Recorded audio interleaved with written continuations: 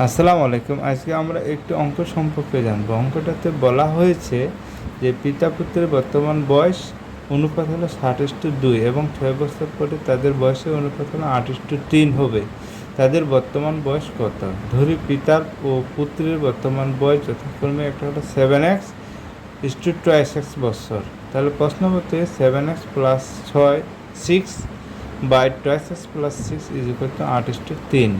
তাহলে 7x + 6/2x + 6 = 8/3।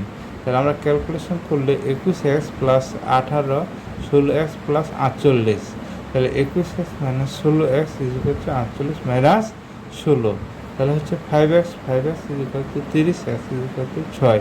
তাহলে x এর মান হচ্ছে আমাদের 6। তাহলে পিতার বর্তমান বয়স হবে 7 × 6 42 বছর, আর পুত্রের বর্তমান হবে 12 বছর।